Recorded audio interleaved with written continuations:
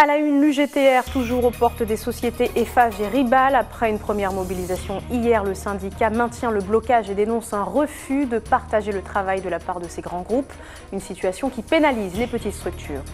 Des nouvelles des familles hébergées temporairement dans le gymnase du collège Justin Cataillé depuis plus d'une semaine. Si certains composent avec le manque de confort, 2 familles ont quitté le campement pour rejoindre leur maison. Elles prennent ainsi la responsabilité des risques. Enfin, une histoire de petit bonhomme attendrissant contée avec un orchestre de jeunes clarinettistes. C'est le spectacle qui s'est tenu lundi soir à la mairie de Cayenne et vous allez le voir, il a su séduire l'auditoire. Mesdames et messieurs, bonsoir. Merci d'être avec nous pour ces tranches d'informations. Avant de développer ces titres, voyez ce moment solennel qui s'est tenu sur la place Léopold-Hédère devant l'hôtel préfectoral à midi. 1 minute de silence tenue en hommage aux victimes de l'acte terroriste de Magnanville lundi soir. Le commandant Jean-Baptiste Salvin et sa compagne Jessica Schneider, adjointe administrative principale de l'Intérieur et de l'Outre-mer, ont tous deux été assassinés à leur domicile. En écho à l'hommage national, les services de l'État en Guyane ont tenu à marquer ce jour. L'accueil de la préfecture a ainsi été suspendu tout l'après-midi. Écoutons le directeur de la sécurité publique et le préfet au micro de Jonathan Lariot. Maintenant, jamais on n'avait osé toucher à nos familles. Nous donnons notre vie très volontiers, c'est notre travail, c'est notre choix de vie. Mais pour nous, notre famille, ça passe avant tout. Et il est pour nous inconcevable, je dis bien inconcevable, qu'on touche à nos femmes et à nos enfants. Et pour ça, on est particulièrement peiné, particulièrement touché. On va continuer à travailler puisque nous sommes au service des Français. On va continuer notre mission. Là-dessus, il n'y a absolument aucun souci. On n'a perdu aucune motivation. Mais c'est sûr que quelque part, nous sommes ébranlés. Un acte provoquant, volontairement provoquant. Et c'est un acte qui doit nous rappeler que nous ne sommes pas en paix avec le terrorisme et que nous ne sommes pas en paix avec Daesh et que nous devons continuer le combat et que nous devons rester vigilants à l'égard du terrorisme. Cette manifestation aujourd'hui, c'est d'abord un hommage. Quand on perd les siens, on rend hommage à ceux qui sont morts. C'est donc un acte à la fois personnel et intime. Et puis c'est aussi une manifestation. Quand on perd les siens dans les circonstances qui sont celles qu'ont connues ces 2 personnes, l'ensemble de la nation doit se rassembler pour dire que non, on n'accepte pas ça et que oui, on continuera à défendre les valeurs de notre République. En bref, maintenant, cette fusillade qui a éclaté la nuit dernière à Saint-Georges de l'Oyapock. Plusieurs échanges de coups de feu ont eu lieu dans 2 rues de la commune pour un règlement de compte. Un homme de 28 ans a succombé à ses blessures et 2 autres ont été blessés, dont un grave. L'un d'entre eux a été transporté avec l'hélicoptère Dragon 9C3 vers l'hôpital de Cayenne.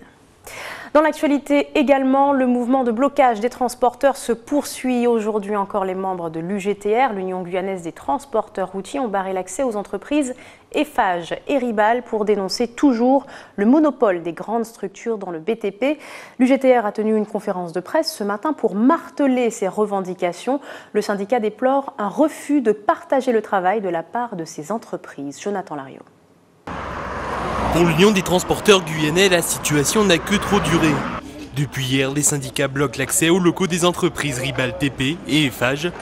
Ils vont même jusqu'à brûler des pneus pour exprimer leur mécontentement et dénoncent une main mise sur le monopole du travail local par les 2 entreprises. Depuis 1 an et demi, on échange avec eux, voire 2-3 réunions par semaine. Donc nous, ce qu'on veut, c'est qu'on veut avoir notre quote-part de travail. On veut répondre, nous sommes de vrais professionnels de transport. Nous, on veut répondre aux appels d'offres. C'est tout ce que nous on demande. On ne prendra pas nos enfants en otage, ils ont du bac, ils ont le bac à passer, on ne le fera pas. Maintenant, moi je vous dis qu'on ne sortira pas d'ici tant qu'on n'aura pas gain de cause. Après, il y a les huissiers, ok, il n'y a pas de problème, les huissiers font leur travail, nous on fait notre travail. Nous sommes au travail là. Une dizaine de camions campent devant les 2 entreprises concernées. Loin de bloquer la circulation, c'est l'accès aux locaux qui est interdit par les manifestants. Une situation qui met les enseignes en péril. On a des partenaires, on a des entreprises avec nous qui ont du travail. Nous on en a un peu, même malgré que ce soit la saison des pluies. Et on n'est pas capable, donc je pense qu'on envisage d'enclencher une procédure de chômage technique pour notre personnel, parce que payer 200 salariés à regarder les oiseaux passer, c'est pas trop soutenable. C'est pas une grève, le droit de grève, c'est pas ça. Le droit de grève, c'est quand nos salariés décident de faire grève, ils ont le droit de le faire. Là, c'est du chantage, là c'est un blocage. C'est des entreprises externes qui nous empêchent à nous et à nos sous-traitants et à nos prestataires de travailler. Et pourtant, cette affaire ne date pas d'aujourd'hui. Avec une baisse conséquente de la commande publique, c'est tout le monde du BTP qui se trouve concerné. Le BTP a eu moins 40% d'activité, les transporteurs c'est pareil, voire même pire. Donc c'est comment répartir, comment tenir collectivement ensemble jusqu'au point où on va commencer à avoir un petit peu plus à manger et peut-être dans 3 mois, peut-être dans 6 mois, peut-être dans 1 an ou 1 an et demi. La commande publique c'est comme un gâteau finalement. Quand le gâteau est gros, ça va bien, et quand le gâteau est petit, c'est plus dur. L'idée c'est de répartir, peut-être que tout le monde n'aura pas suffisamment mangé, mais tout le monde au moins, personne ne mourra de faim. Pour l'instant, aucune décision supplémentaire n'a été prise. Une réunion entre la direction et les manifestants sous la tutelle de la DIECT devrait avoir lieu dans les prochains jours. Restez avec nous dans un instant, nous verrons l'investiture du nouveau Premier ministre de Sainte-Lucie. Alan Chastenay a présenté hier la composition de son gouvernement. Et puis, il y aura de la musique en fin de journal avec l'île déserte, une séance de ciné-concert pour enfants qui a investi la mairie de Cayenne lundi soir. Découverte à suivre dans quelques instants. Alan Chastenay dévoilait donc hier les noms de ses ministres. Élu le 6 juin dernier, le nouvel homme fort du gouvernement saint-lucien dit souhaiter améliorer ses relations commerciales avec la Martinique. Alvin Courcy.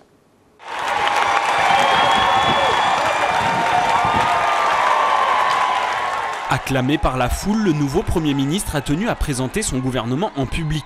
Ses électeurs espèrent le voir améliorer plusieurs problématiques internes.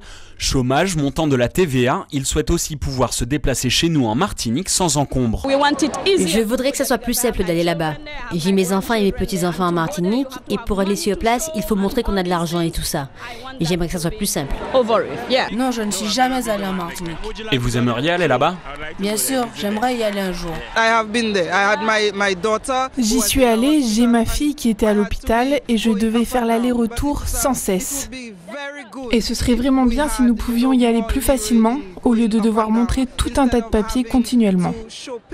Ce serait bien si nous avions plus de liberté pour aller là-bas.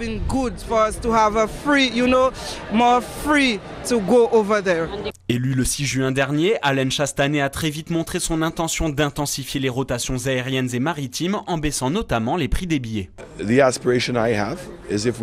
Ce que j'espère, c'est d'avoir les meilleurs prix pour les avions. Je pense que le prix peut être aussi bas que $110 américains aller-retour, soit moins de 100 €. Et aujourd'hui, c'est beaucoup plus cher que ça. Je pense que si on fait ça, cela va donner envie aux gens de voyager. Nous avons bien sûr beaucoup d'événements ici, comme la Mercury Beach, le festival de jazz et le carnaval. Et c'est pareil en Martinique. En plus du tourisme, l'intention est aussi d'améliorer les conditions d'import de produits martiniquais à Sainte-Lucie. La Martinique produit certains des meilleurs rhums au monde. Notre compagnie de rhum vient juste d'être rachetée par une compagnie de Martinique et de Guadeloupe. Nous sommes aussi en discussion avec votre coopérative de bananes sur les possibilités de faire des investissements à Sainte-Lucie pour être capable de ramener la production de bananes à environ 50-60 000 tonnes. Pour y parvenir, il compte sur ses nouveaux ministres, mais aussi et surtout sur son cousin martiniquais Yann Monplaisir. Le vice-président de l'Assemblée de la CTM s'est rendu sur place pour assister à l'investiture du Premier ministre et montrer son soutien au nouveau gouvernement saint-lucien. Il faut qu'on renforce les liens. Le Premier ministre me disait tout à l'heure qu'il allait s'attacher à faire en sorte qu'il y ait une plus grande ouverture du ciel pour que nous ayons plus de connexions aériennes dans des conditions économiques plus abordables pour tout le monde. Et il allait également faire en sorte d'améliorer les infrastructures pour que le transport maritime soit aussi plus fluide, puisqu'on met autant de temps à débarquer d'un bateau quelquefois qu'à traverser le canal. Le Premier ministre devrait venir en Martinique rencontrer Alfred Marie-Jeanne dans un mois. Ce mardi marquait la journée mondiale des donneurs de sang en Guadeloupe. Une journée festive pour la collecte a été menée par l'établissement français du sang. Au programme, animations diverses, un village santé, mais surtout le tapis rouge déroulé pour recevoir les nouveaux donneurs, tout comme les habitués. Linda Kayarsi. Dans quelques minutes, Ingrid va faire don de son sang. Depuis 9 ans, elle est une donneuse régulière. Et aujourd'hui, c'est l'occasion d'inciter sa mère à franchir le pas pour la première fois. À peu près tous les 6 mois, j'essaye de le donner. Et je suis venue rendre visite à ma mère, donc je l'initie au don de sang. Voilà. J'ai appris il y a quelques années que j'avais une hémochromatose, donc je fabrique trop de fer. Donc en même temps, c'est une bonne action de donner son sang voilà, pour les personnes qui manquent de fer, justement.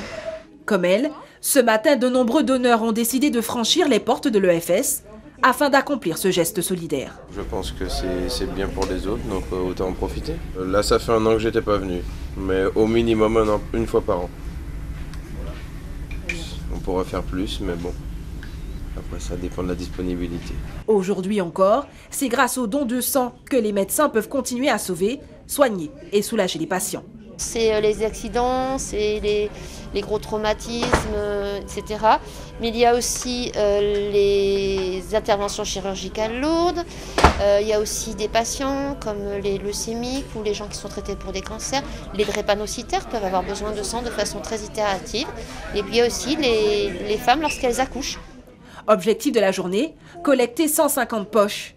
Un bon début pour atteindre l'autosuffisance. C'est-à-dire d'arriver à prélever suffisamment de poches pour soigner les malades sans avoir besoin de la solidarité des autres régions de l'EFS. Donc qui peut donner son sang? D'abord, il faut être âgé entre 18 et 70 ans, peser plus de 50 kg et être en bonne santé.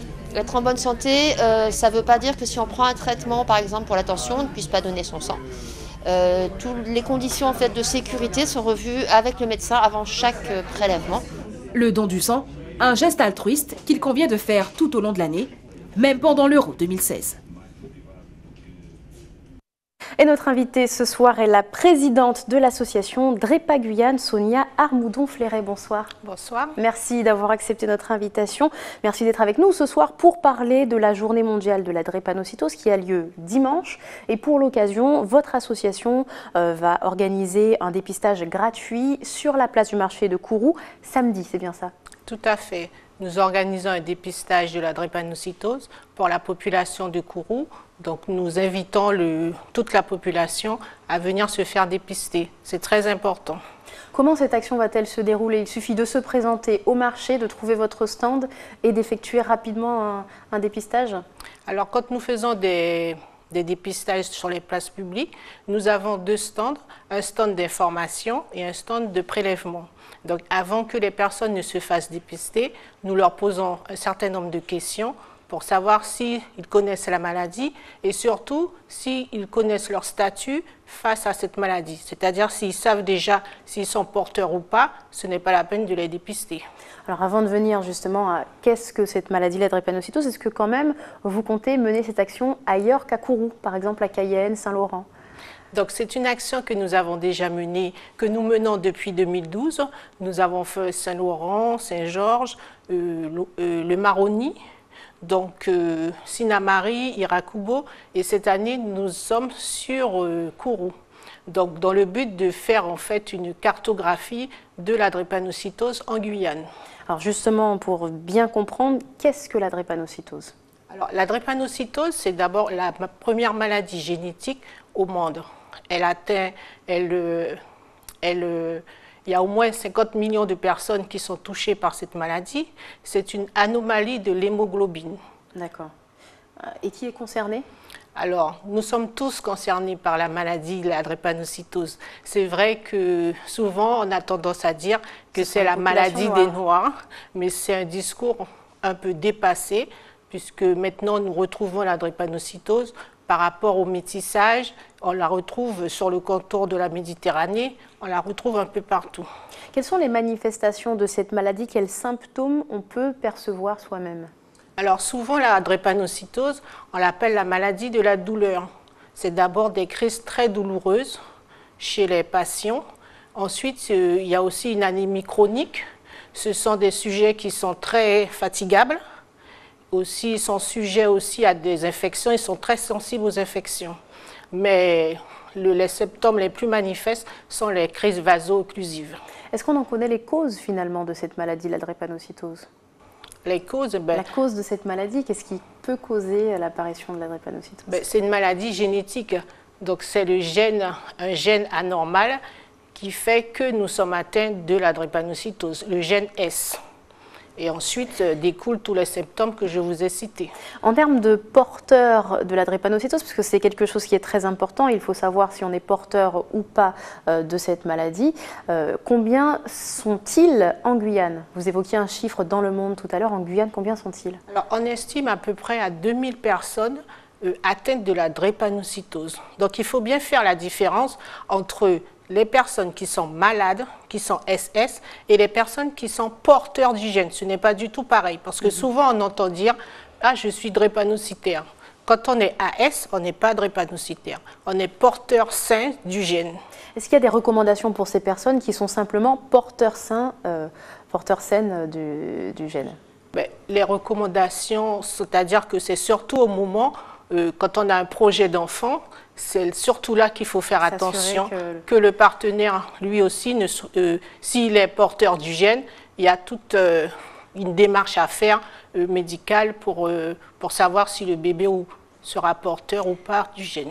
Alors, votre association, ou s'il sera malade également, c'est ce que vous vouliez dire. Alors, votre association soulignait qu'en fait, l'année 2016 était significative dans la lutte contre la maladie. Il y a même eu des cas de guérison définitive. Est-ce que vous pouvez nous en dire plus? Tout à fait. Avec la greffe de la moelle osseuse, nous avons vu que des drépanocytaires ont été guéris de la maladie. Donc c'est le grand espoir pour les drépanocytaires. Et de ce fait, il y a une association Drépagreffe qui a été créée en France pour promouvoir la greffe auprès des malades. Et dernièrement, à un congrès, il y a eu des témoignages de personnes drépanocytaires greffées qui sont maintenant guéris de la maladie. Ça, c'est fantastique. C'est un message peut-être que Drépa Guyane, votre association, va véhiculer également en Guyane? Tout à fait. Nous espérons qu'un jour, un malade guyanais puisse bénéficier de cette greffe et que d'autres également, quoi.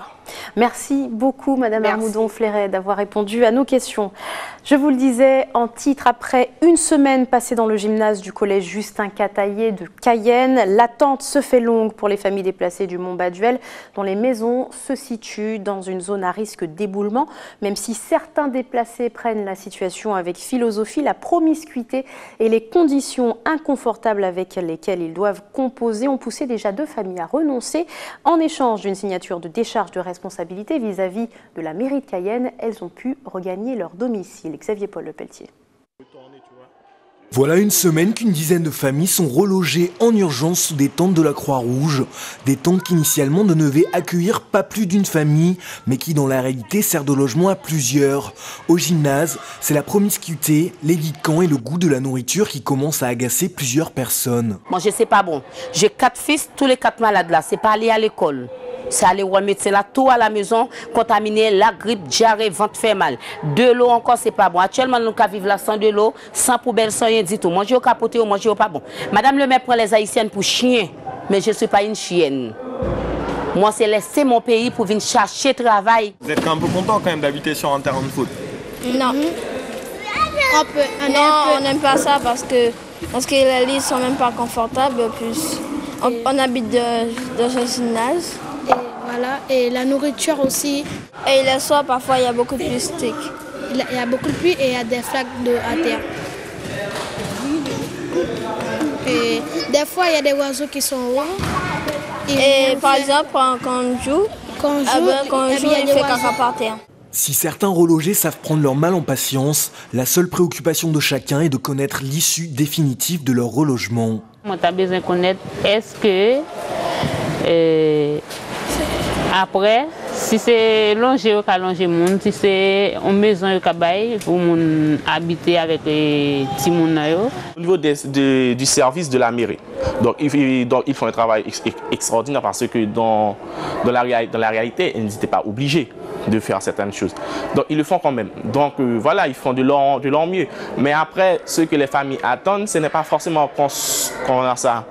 Quand on vient à l'aide au niveau du repas, nous, ce qu'on attend, c'est plus une installation définitive. Du côté de la mairie, ce sont 20 000 € de la préfecture qui ont été débloqués. Problème, cette somme correspond à 15 jours de frais et il apparaît maintenant certain que les familles ne pourront pas retrouver le Mont-Baduel de sitôt. Je pense qu'ils n'apprécient pas la nourriture particulièrement, mais comme je leur ai dit, nous sommes dans un état d'urgence, il n'y a pas de choix. Le BRGM a demandé un temps supplémentaire et donc cela veut dire que les 20 000 € qui nous seront octroyés ne suffiront pas. Voilà un peu la problématique, mais en tous les cas, moi ça me rassure en tout cas de voir les familles installées dans ce gymnase et comme je leur ai dit tout à l'heure, ça me permet moi de mieux dormir et elles certainement quand il pleut en tout cas. Selon certains habitants du gymnase, le consulat d'Haïti aurait été contacté concernant des logements d'urgence.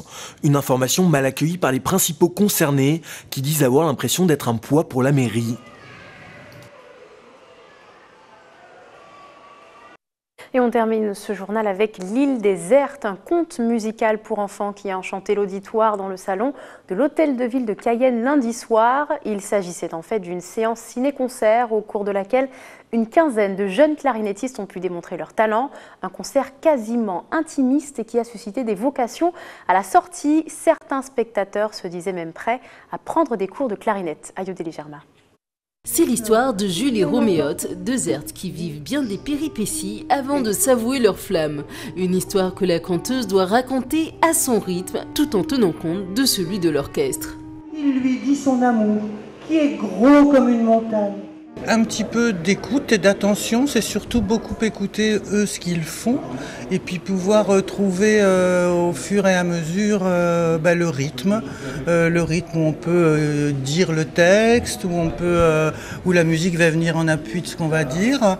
Bon, je suis très aidé parce que mon mari me donne aussi plein de tuyaux.